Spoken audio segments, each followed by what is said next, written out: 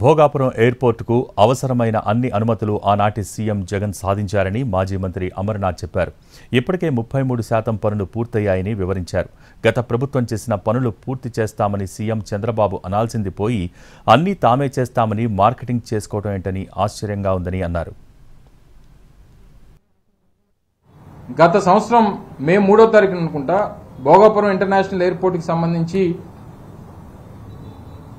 ఆ రోజు ముఖ్యమంత్రిగా ఉన్నటువంటి జగన్మోహన్ రెడ్డి గారు దానికి సంబంధించినటువంటి I&I మినిస్టర్గా ఉన్నటువంటి నేను కానీ లేదా కేంద్ర మంత్రివర్యులుగా ఉన్నటువంటి పెద్దలు జ్యోతిరాదిత్య సింధియా గారు దానికి పూర్తి స్థాయిలో అన్ని అనుమతులు తీసుకున్న తర్వాత పూర్తి స్థాయిలో నిర్మాణానికి ఏ రకమైనటువంటి ఆటంకాలు లేవు అని చెప్పి నిర్ధారణకు వచ్చిన తర్వాత పనులు మొదలుపెట్టినటువంటి ప్రభుత్వం జగన్మోహన్ రెడ్డి గారి ప్రభుత్వం. ఆ రోజు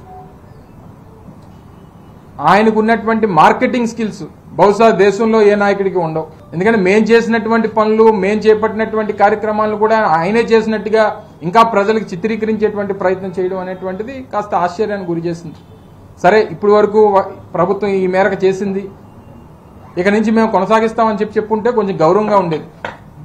వాళ్ళు ఈ పనులు మేమే మొదలు పెట్టాం, ఈ భూసేకరణ మేమే చేశాం, పర్మిషన్లు మేమే తెచ్చాం, ఇవన్నీ ఆయన చెప్పుకోవడం అనేటువంటిది కాస్త ఆశ్చర్యానికి గురి చేసింది. ఎందుకంటే ప్రతి